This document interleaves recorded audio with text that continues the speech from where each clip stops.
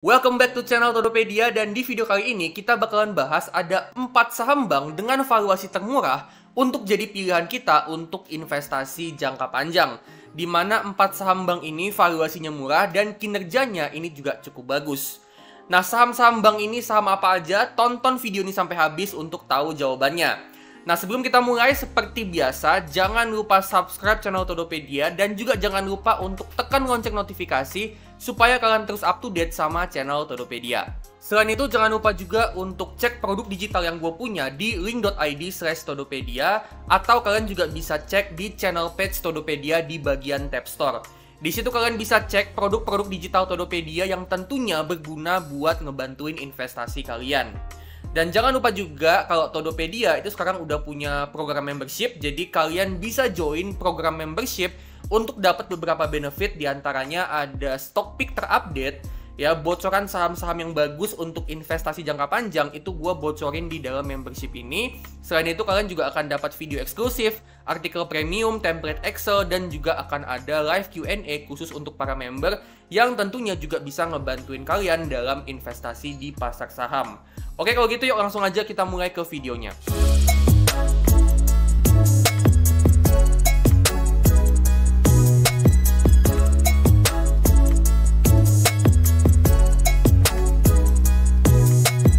Oke, jadi kita udah masuk ke dalam screening, di mana kita akan screening saham-saham bank dengan valuasi yang paling murah dan juga dengan kinerja yang tentunya cukup bagus. Ya, untuk kita jadiin pertimbangan untuk investasi jangka panjang. Ya, tentunya ketika kita mau pilih saham-saham bank yang murah, ya tentu juga kita mau saham-saham bank itu punya kinerja bisnis yang bagus, gitu ya. Jadi nggak sembarangan murah doang. Ya. Nah, di sini kita bakalan masuk ke dalam screenernya Stockbit untuk kita screening sahamnya. Langsung aja teman-teman masuk ke stockbit.com/screener, ya. Setelah itu kalian bisa klik create new untuk kita masuk ke dalam screening yang baru, ya. Nah, pertama kita kasih nama teman-teman ya. Kalau gue simple aja ya, untuk penamaannya simple aja. Kalian bebas mau pakai nama apapun ya. Gue pakai nama yang simple aja ya, saham bank yang murah dan bagus. Gitu ya. Teman-teman bebas mau pakai nama apa aja, nggak gitu penting ya. Untuk deskripsi gue mau copy paste aja teman-teman ya. Copy paste saja. Nah, setelah kita kasih nama, kasih deskripsi, kita langsung aja masuk ke stock universe ya. Jadi kita mau pilih saham-sahamnya ini dari indeks mana atau dari sektor mana, gitu ya. Jadi kita pilih nih, kita mau screening sahamnya itu dari mana? Apakah dari IHSG, yang artinya kita screening semua saham yang ada di IHSG, atau kita mau screening saham-saham dari indeks lain. Nah, untuk kita screening saham bank, teman-teman bisa scroll ke bawah ya, teman-teman bisa scroll ke bawah dan kita di sini ketemu bagian bank ya. Kita pilih aja bank ya, artinya kita milih saham-saham yang memang benar-benar dari sektor perbankan. Ya. Nah, setelah kita pilih stock universe-nya ya, perbankan, baru kita masukin screening rule-nya. Ya, kita mau kriterianya itu apa aja gitu ya.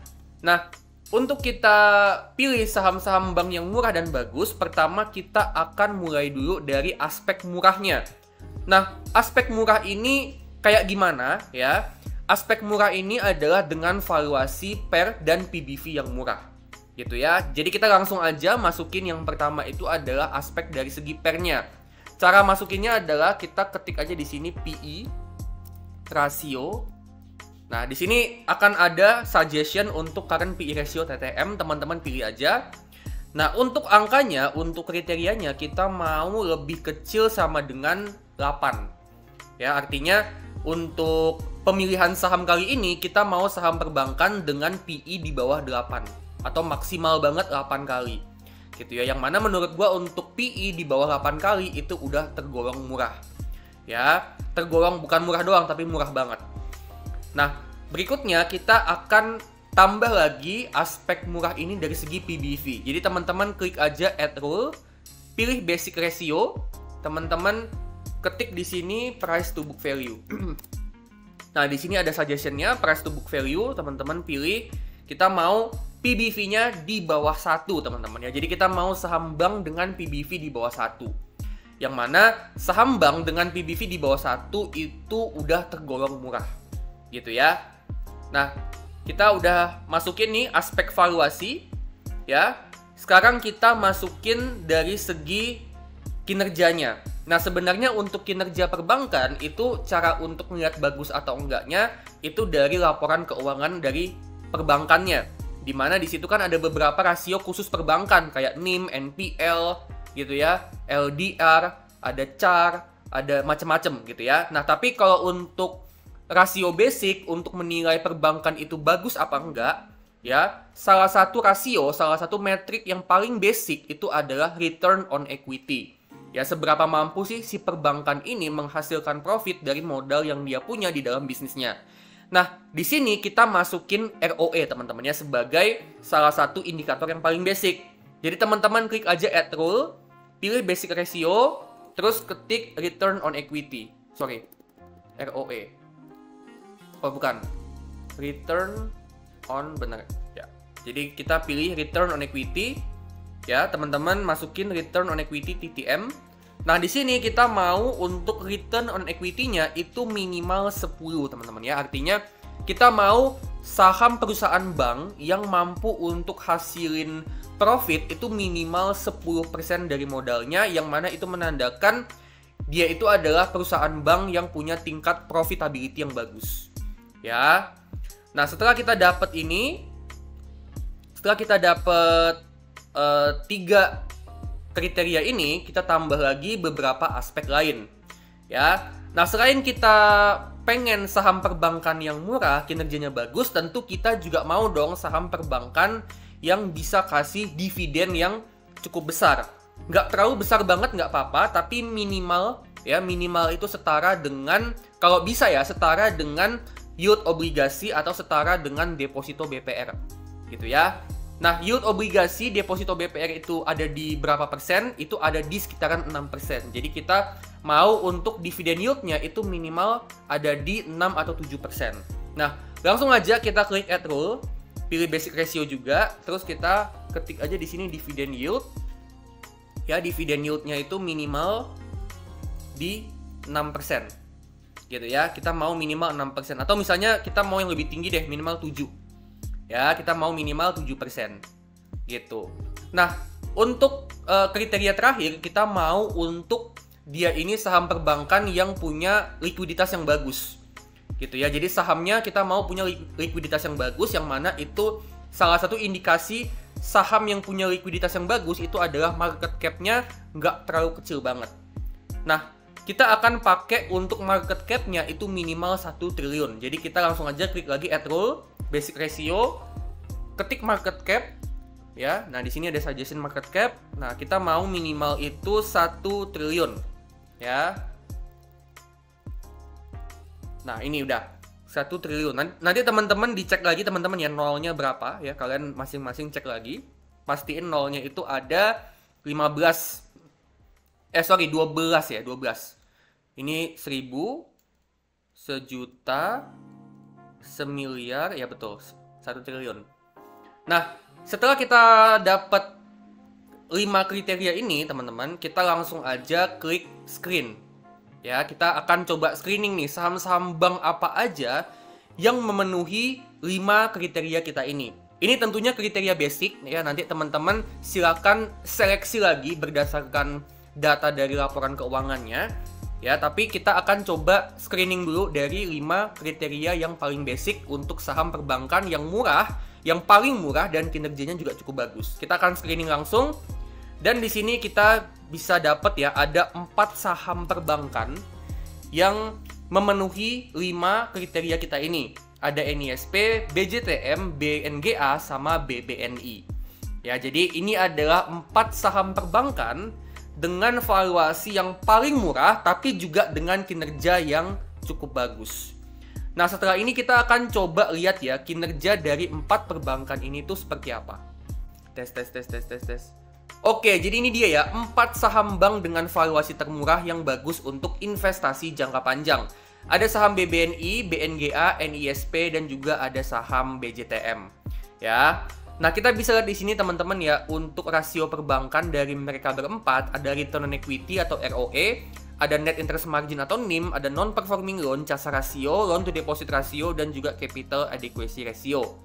Nah, untuk rasio-rasio perbankan ini dari 4 emiten ini, ya kita bisa lihat di sini kalau untuk BNGA itu yang memenuhi semua kriteria. Jadi bisa dibilang BNGA ini dari segi performa atau kinerja perbankan, dia ini yang paling bagus dari 4 emiten bank ini, gitu ya. Jadi tentu aja BNGA ini bisa teman-teman juga pertimbangin untuk jadi salah satu saham yang murah dan juga bagus banget ya, salah satu yang terbaik dari 4 ini untuk investasi jangka panjang, gitu ya. Mungkin kalian pengen beli 4 saham bank ini gitu ya, tapi mungkin aja bisa kalian pertimbangin nih, dari 4 saham bank ini mungkin porsinya paling banyak ke BNGA gitu ya. Tapi ya tentunya nanti kalian analisa lagi lebih mendalam gitu ya.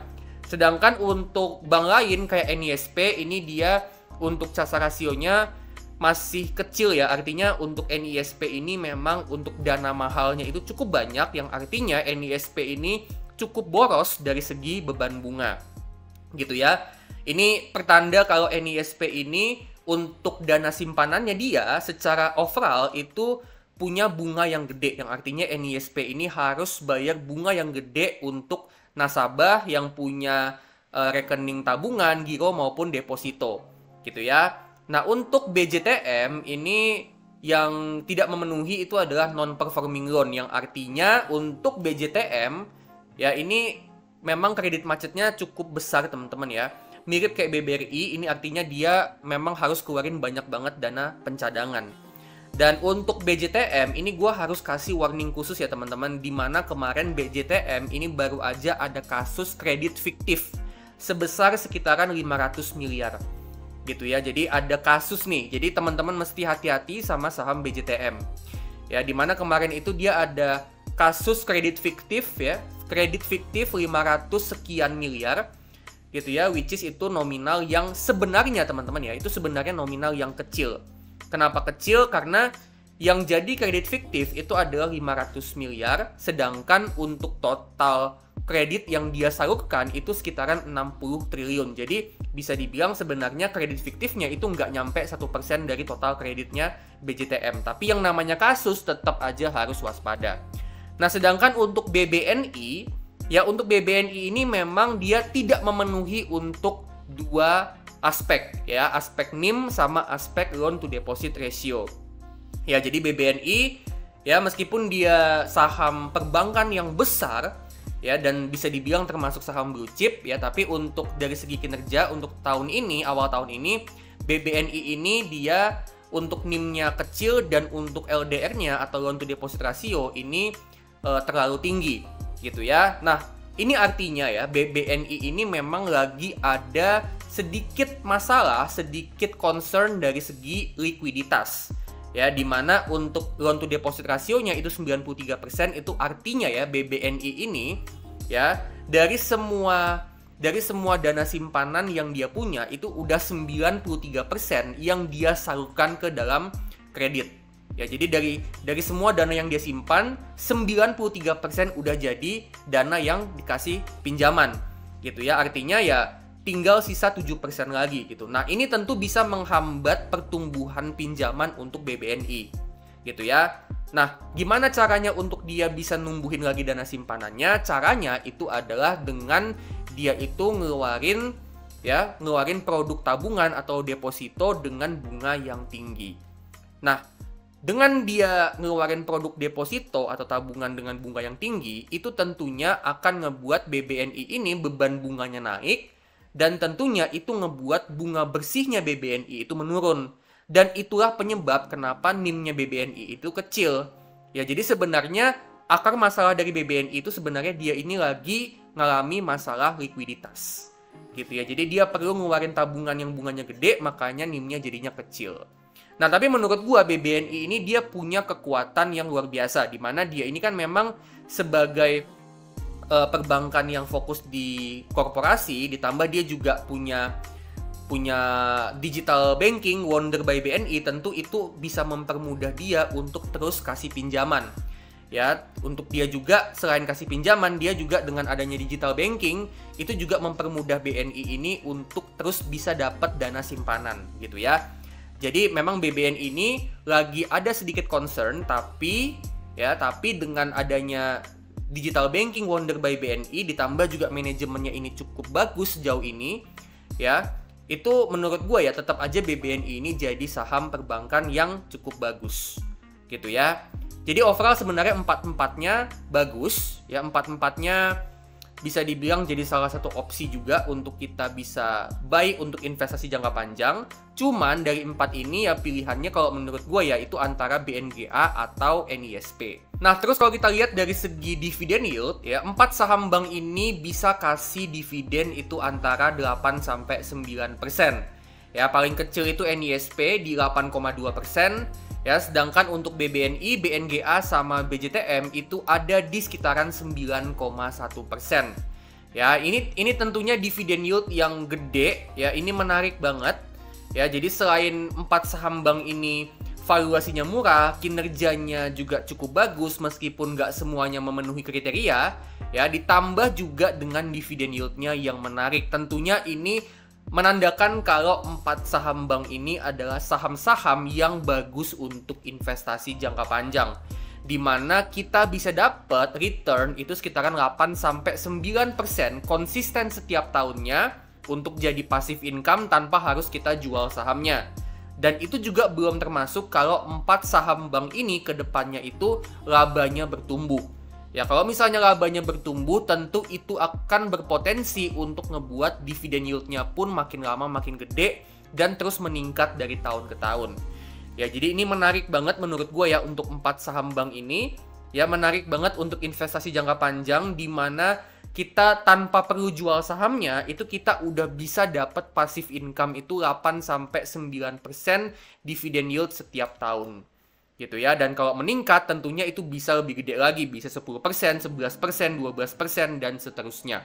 Ya, jadi untuk 4 saham bank ini menurut gua memang bagusnya adalah untuk time horizon, untuk jangka panjang. Jadi buat teman-teman yang memang mau fokusnya untuk jangka panjang, bukan untuk trading harian, mingguan, bulanan, ya bisa pertimbangin untuk beli saham ini, beli 4 saham-saham ini untuk kalian hold jangka panjang.